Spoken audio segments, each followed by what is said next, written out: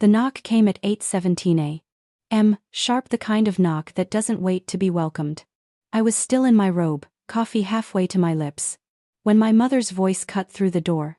"Open up, Lisa. We need to talk." Her tone wasn't angry, just entitled, the same tone she used my entire childhood when talk meant obey. I opened the door and froze. She wasn't alone. Behind her stood my brother Ryan, smirking like he'd already won something, and in her hand a thick folder of papers. She didn't even say hello. She just lifted the folder like a weapon, and said, "This is your brother's house." For a moment, I thought I'd misheard her. My brother's house. I blinked at her, then looked around at the condo I'd bought, furnished, and paid for, every inch a reflection of my hard work. "What did you just say?" I asked. She walked right past me, heels clicking against my floor, her perfume filling the air like an invasion. "You heard me," she said calmly. "We've spoken to a lawyer. You used family money to buy this place, so legally it belongs to Ryan." Family money. The phrase hit like a slap. I laughed short, disbelieving. Family money? Mom, I paid for this condo myself. Every cent came from my salary. Ryan dropped onto my couch like it already belonged to him, running his hand along the armrest. "Technically," he said with a smug grin, "your salary was only possible because of Dad's investment in your education. You know family money." My hands tightened around my coffee mug. "Dad died when I was 18, Ryan. I worked 2 jobs through college. You were still crashing cars and asking Mom for bail money." His smirk faltered, but only for a second before Mom shot me that look, the one that said, "Don't talk back." "We're not here to argue, Lisa," she said, pulling out a document and placing it on the table like it was a sacred scroll. "Your father left a trust. Half of it was meant for Ryan. You used it without permission." I stared at the paper. The trust. I remembered it. A small fund Dad had set aside before he died, barely enough to cover 1 semester of my tuition money Mom had promised I could use for school because Ryan had already dropped out of 2 programs. Now, years later, she was rewriting history like it was an official decree. "That trust was used 15 years ago," I said slowly. "You signed off on it." She waved a manicured hand. "Details. The point is, you wouldn't have gotten through college without it, so your success is built on family support. And family support means family ownership." I almost laughed again, but the fury was bubbling too high. "You've got to be kidding me." Ryan leaned forward, that fake calm confidence all over his face. "Look, we're not trying to start a war here. Just trying to make things fair. You've had your turn, now it's mine. You can stay a while until I move in, but the deed needs to be transferred." Transferred. He said it so casually, like it was just business, not theft. I could feel my pulse pounding in my ears. "You're insane," I said, standing. "You can both leave right now." Mom sighed, like she was the one being inconvenienced. "I was hoping we could do this civilly," she said. "But if you force my hand, we'll go through the courts." Ryan already spoke to an attorney. That was when I saw it, the small, self-satisfied smirk Ryan tried to hide. This wasn't just about greed. This was about control. It always had been. I looked at my mother, at the woman who'd once told me she wanted her daughter to be independent, and I saw the truth I'd been too scared to face. Independence was fine as long as it didn't make me harder to manipulate. "Get out," I said quietly. "Excuse me?" she asked. "Get out." Her jaw tightened. "Lisa." I pointed at the door. "You are trespassing in my home. Leave now, or I call security." Ryan stood, raising his hands like he was dealing with a child.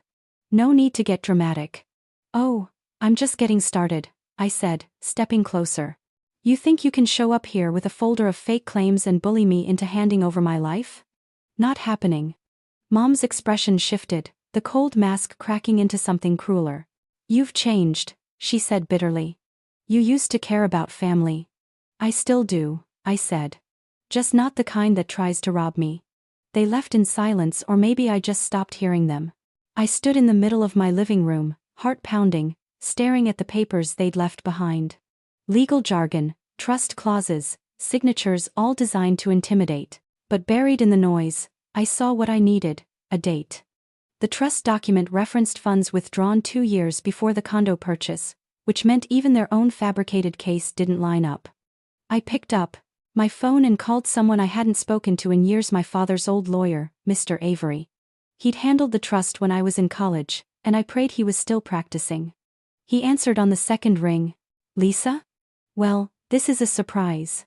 Mr. Avery, I said, forcing my voice steady. I need to ask you about the educational trust my father set up. You oversaw it, right? Yes, back in 2008. Why? Because my mother is now claiming that I misused it to buy property 15 years later. Silence. Then a low chuckle. That's impossible. The trust was fully dissolved after your tuition payments. Your mother signed the closure herself. I still have the record. Relief surged through me, followed by something colder purpose. Can you send me copies of those documents? Of course, he said. Do you need them urgently? Yes, I replied. Because my family just declared war. When I hung up, I felt something shift inside me, a calm, dangerous kind of focus. I'd spent my life being the good daughter, the peacemaker, the one who paid everyone's bills and never raised her voice. That Lisa was gone.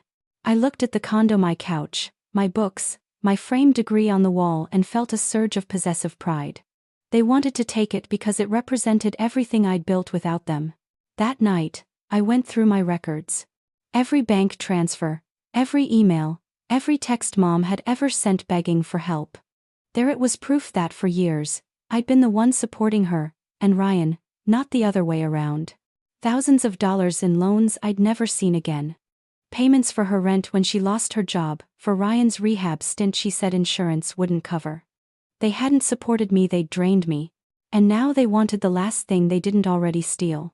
I stared at my reflection in the glass window, city lights flickering behind me. You picked the wrong daughter, I whispered. Because this time, I wasn't going to cry. This time, I was going to win. The next morning, I woke up before sunrise. The city was still half asleep, but my mind had been awake all night. I brewed a fresh pot of coffee, opened my laptop, and watched the first email come through. It was from Mr. Avery. The subject line was simple: Trust Dissolution Documents 2008. Attached were scanned PDFs, complete with signatures, timestamps, and the official seal of closure. My mother's signature was right there in black ink.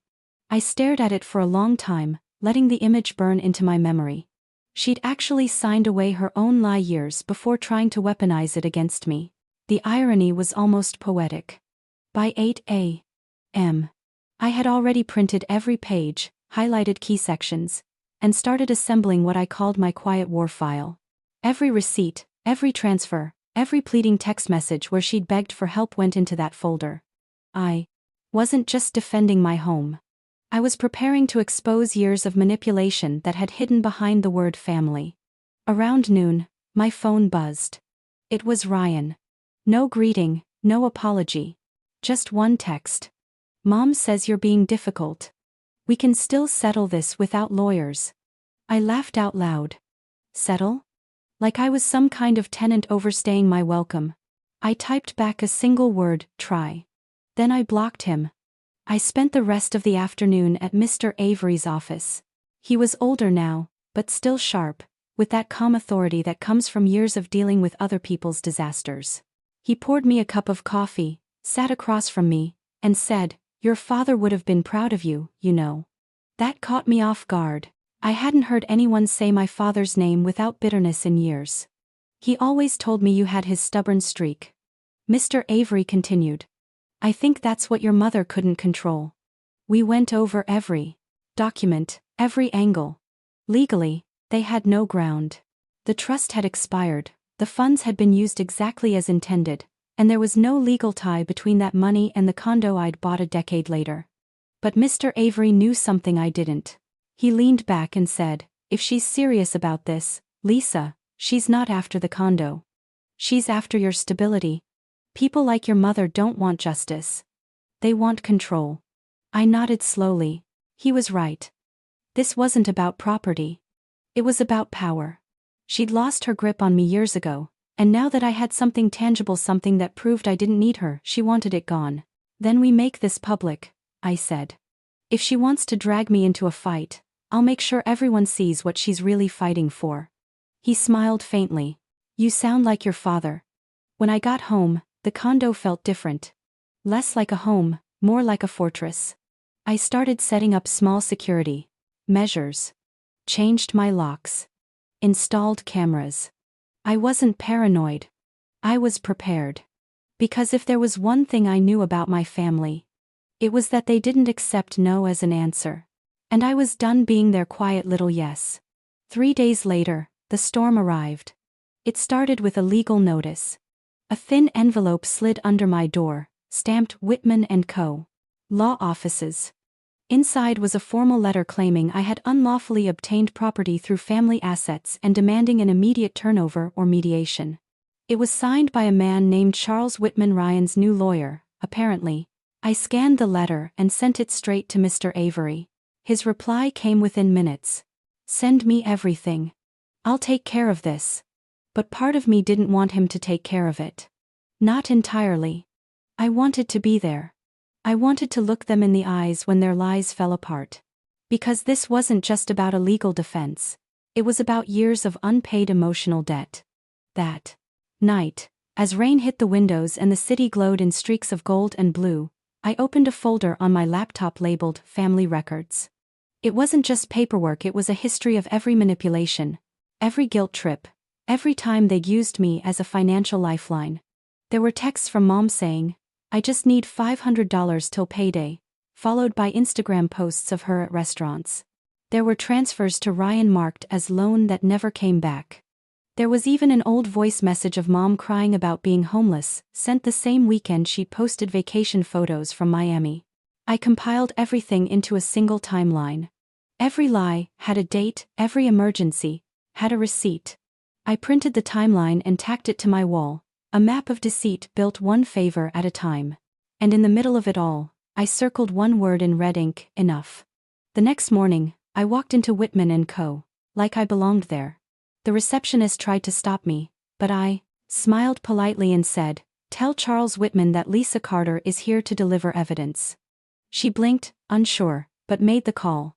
5 minutes later, he walked out, perfectly groomed, wearing that kind of arrogance you only get from representing people who think they're untouchable. Miss Carter, he said, extending his hand. This isn't a good time. I placed the folder on his desk, opened it, and slid one page forward. That's the official trust dissolution signed by my mother. You might want to tell your client she's committing perjury by claiming otherwise. He froze, eyes flicking over the signatures. Where did you get this? He asked. From the lawyer who handled it 15 years ago, I said. You'll find his affidavit in there, too. I watched his expression shift from arrogance to calculation. And if your mother continues this claim, I continued, I'll file a countersuit for defamation, fraud, and harassment. You can also inform her that the local paper has already expressed interest in the story. That part wasn't entirely true, but confidence has its own gravity. He leaned back, silent. You have no idea who you're dealing with, he said finally. Actually, I said, I think I finally do. When I walked out of that office, I felt lighter.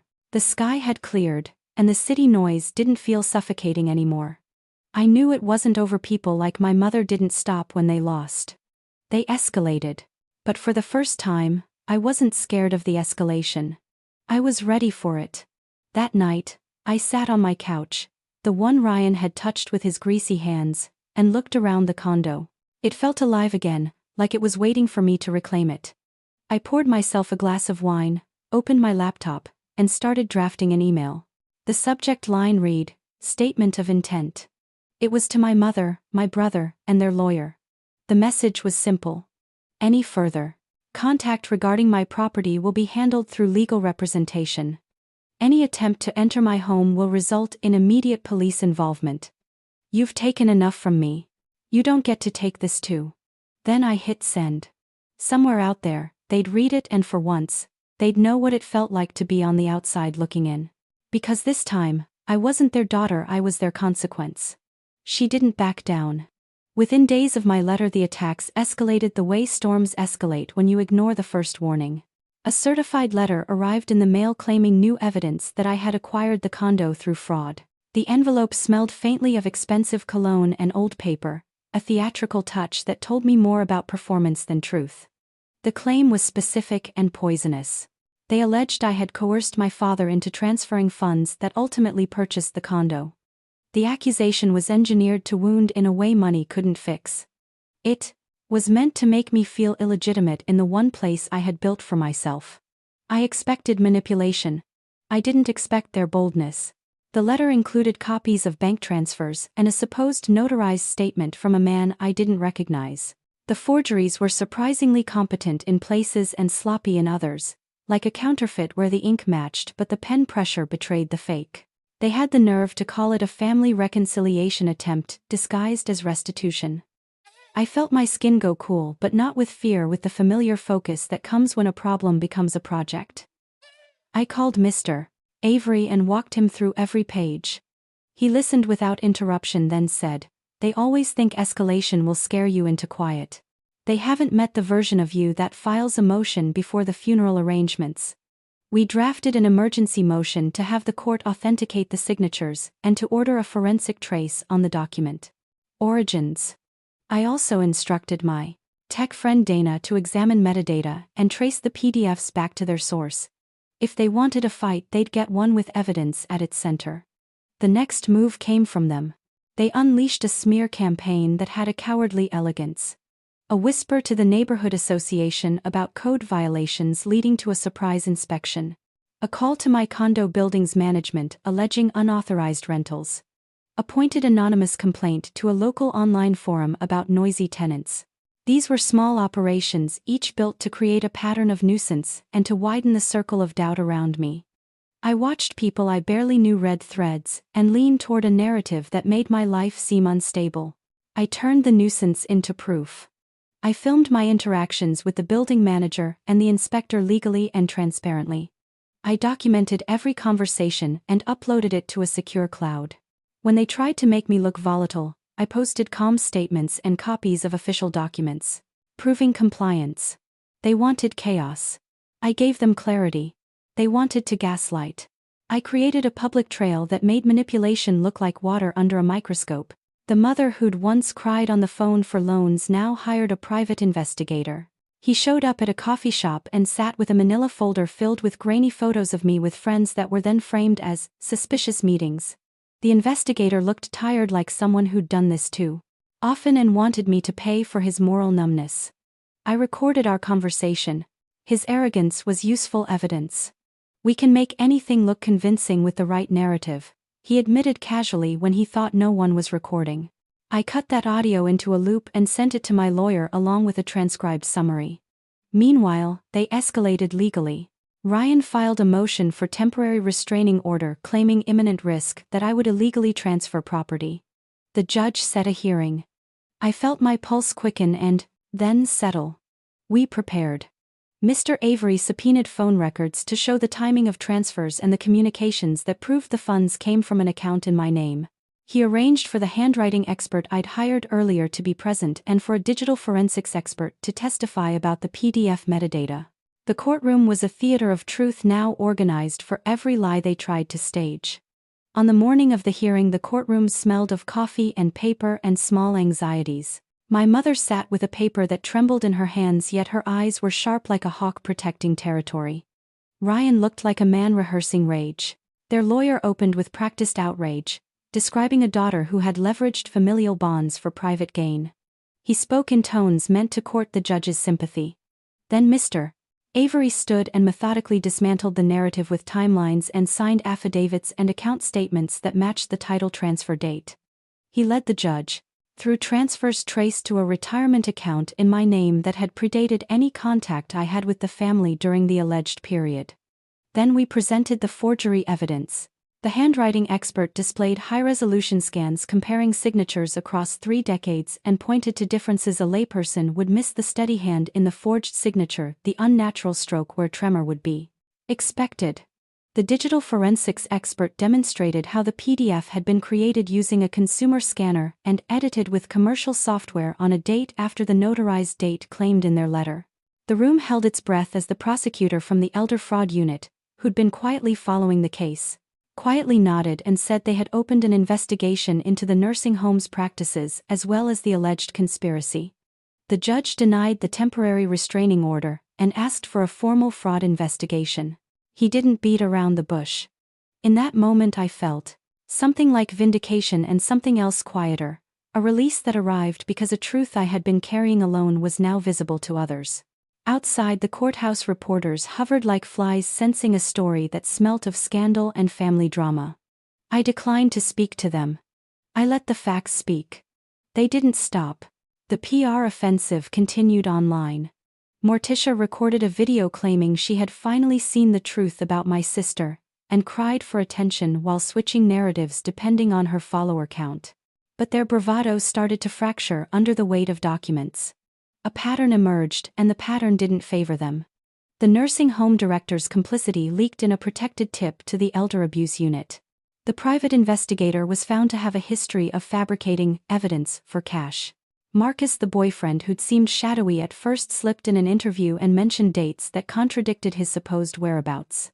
My defense evolved from reaction to strategy. I started presenting more than records. I started narrating the life that produced those records. I recorded videos of me in the condo describing the timeline, showing the renovations I had paid for personally, the contractor's invoices, the messages in which I had asked for no help and received none. I posted them in a calm voice, no theatrical flourishes, no flourish of victimhood, just fact and presence. People responded. Strangers wrote messages of support. A neighborhood association leader reached out privately to apologize for the fuss and to tell me the complaints had been baseless. At night I wondered about the cost of all this. Legal battles drain energy, and the part of me that had always been generous felt a fleeting ache for the mother I wished I had. But the ache was a small thing compared to what would happen if I retreated. I thought of the condo as not just bricks and glass but as a container for my choices. If I ceded it, I would be returning to a life where silence was the currency I paid to stay safe. I couldn't do that. I wouldn't do that. Their desperation became their undoing. Documents started surfacing that linked small transfers in their accounts to lifestyle expenses. I had not purchased their guilt. I had simply recorded the crumbs they left behind when they thought no one was counting. A neighbor tipped off an investigative reporter who had more time and curiosity than the daily news cycle allowed. Within weeks there were articles that painted a fuller picture than a single courtroom snapshot ever could. The headline language was sharp but fair and quoted documentation. The public shifted. The final act in this round was unexpected and practical. My mother tried to send a demand letter threatening criminal reporting if I didn't immediately hand over the deed. I forwarded it to Mr. Avery, who used it to open an account of attempted extortion. The charge carried weight because it revealed intent. The police moved quietly, they did not dramatize the raid, but the evidence they collected from phone backups and emails was damning. The investigator who'd sold his notes to them for cash had a change of heart and confessed under oath. In a single week, their world narrowed. Morticia's social media engagements dropped. Ryan stopped returning calls. My mother called me once from a blocked number and started with, "Please, it's all a big misunderstanding." I listened without anger. The woman on the line sounded smaller than the woman whose handwriting once filled my childhood schoolbooks. I replied in a voice I barely recognized as mine because it had been trained in courtroom decorum and self-protection. "I will cooperate with the investigation," I said. "But I will not be blackmailed or bullied." She cried and then hung up. On the evening the federal agents closed the file and moved on to the next case, I sat on my couch and looked around the condo the same way you look around a place after the storm has passed and you measure the damage and the things that survived. There were small marks in the wood from the time my father had dropped a toolbox. The shelf where I'd kept my grandmother's teacup still held dust. I reached for the wine I had poured earlier and toasted to the quiet work of assembling a life no one else could accurately describe. The war was not finished. These people were part of my past, and they could still be cruel. But the narrative had flipped. I no longer felt like I was gasping for space between their sentences. I had reclaimed the right to speak to my home in my own voice and to have the law recognize the difference between a legitimate claim and a designed lie. That recognition mattered because it turned my silence into evidence and my evidence into protection. When I checked my phone that night, there was a single message from Mr. Avery, 3 words. Good work today. It was the smallest acknowledgement that meant more than any parade. I sat back and let the weight of the day settle, and for the first time in a long time I slept without waking to the imagined sound of phones ringing with more demands. 2 months passed before the court date for the fraud hearing. 2 months that felt like living between breaths, the kind of silence that hums with tension. I used that time wisely. I didn't run. I built. Every morning before work, I sat at my dining table surrounded by files, receipts, statements, and photos. It looked less like an apartment and more like a command center. The condo I had fought for was becoming a symbol of something bigger, the proof that I could stand alone even when my own family tried to erase me. The morning of the hearing, I woke to a message from my mother. It was short and cruel in the way only she could manage. You still have time to do the right thing before you embarrass yourself in court. I didn't reply. Because I finally understood something. Silence wasn't surrender. It was strategy. At the courthouse, cameras flashed outside. Somehow, word had spread. My brother Ryan looked perfectly polished in a tailored suit, his smug confidence radiating through his fake charm. My mother stood beside him, dressed in black like she was attending a funeral, maybe she thought mine. When our eyes met, her expression hardened, the same look she used when I was a child and dared to question her authority. The bailiff called our case, and suddenly, years of resentment condensed into that single moment of walking toward the bench. Their lawyer started with his rehearsed story. A selfless mother who had supported her children alone after her husband died.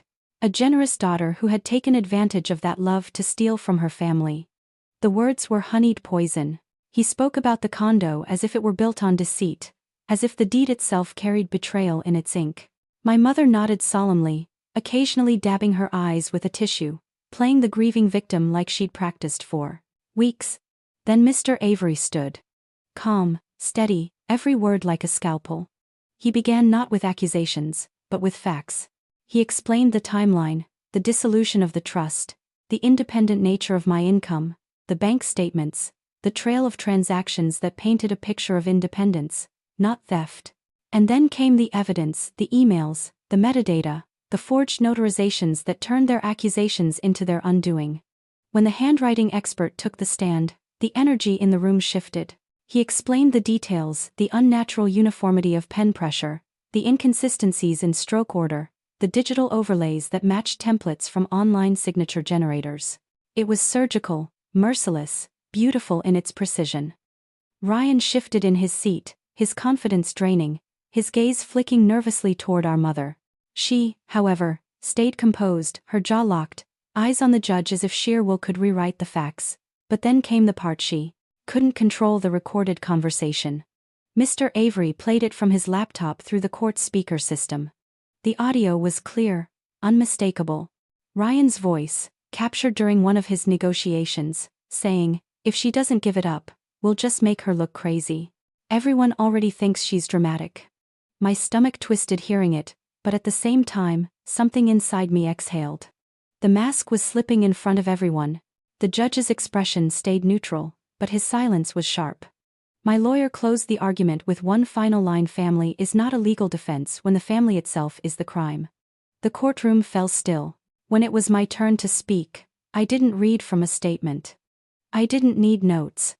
I spoke from the part of me that had been silent for too long. All my life, I said, I believed that being a good daughter meant being small enough to fit inside their version of love. I paid their bills. I excused their lies. I built a home, and instead of celebrating me, they came to take it. But this place, this condo, it's more than walls. It's the life I built when they stopped being my safety net. I'm not fighting for property. I'm fighting for the right to exist without permission. My voice didn't tremble. For once, it didn't need to. The judge recessed for 20 minutes. The waiting room outside felt like an eternity. Ryan sat across from me scrolling on his phone like a teenager avoiding guilt. My mother stared out the window, pretending not to notice me. I wanted to ask her why it was never enough, why she needed to break the things I built just to feel powerful. But I didn't. Some questions don't deserve answers. When the judge returned, the verdict was delivered quickly. The plaintiff's claims lack merit, he said. All evidence points to deliberate fabrication and forgery. The property remains under Miss Carter's sole ownership. Further, investigation into fraudulent claims will be referred to law enforcement. His gavel hit the block, and just like that, 3 decades of manipulation shattered under the weight of truth.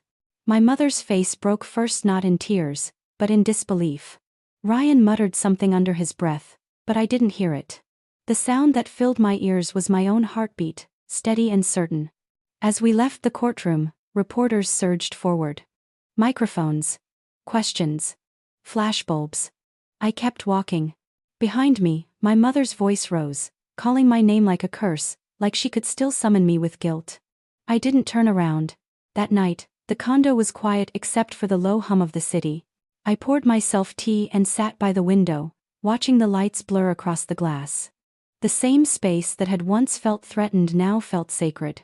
My phone buzzed with messages, colleagues, friends, even strangers who'd followed the case online. Words like inspired and brave. But bravery wasn't what I felt. It was relief. Not because I'd won, because I'd finally stopped apologizing for it. A week later, I received another letter. This one from the state prosecutor's office. They were moving forward with charges against my mother and brother for attempted fraud and document forgery. I read it slowly, the legal language heavy with justice. They would have to face what they had done. But I didn't celebrate. Revenge wasn't the goal. Peace was. When I visited my father's grave that weekend, the air was cool and clean.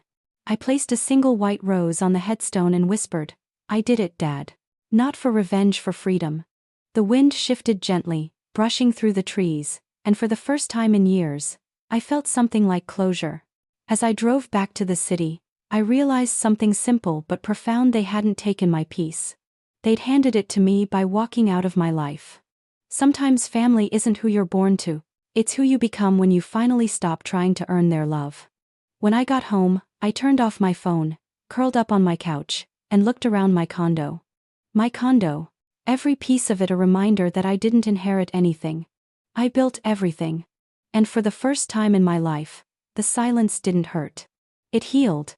6 months later, the court papers were nothing but framed memories of a storm I had survived. The condo that once felt like a battleground now hummed with peace. The scent of fresh paint still lingered in the air, mingling with the faint aroma of jasmine tea that had become my new morning ritual. Outside my window, the city stretched endlessly, alive and untouchable, like the future I'd stopped being afraid to claim. The case against my mother and Ryan moved forward quietly but firmly. Fraud, forgery, attempted extortion.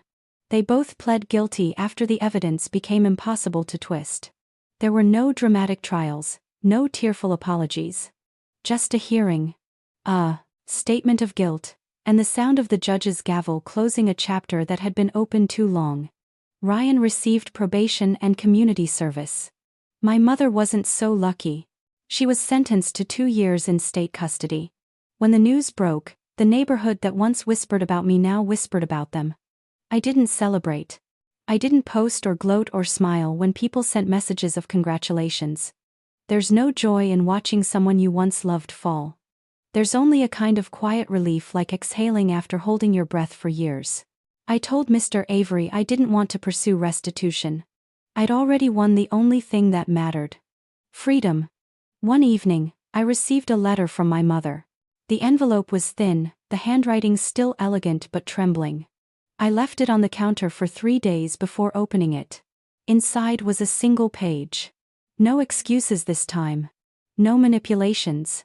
Just one line that said, "I don't know how to love without control. I hope someday you'll understand."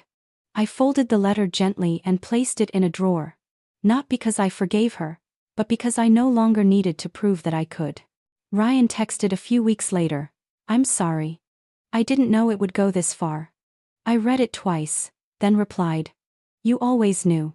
You just didn't care until it cost you something." He never responded. And for once, that silence didn't sting. It felt earned.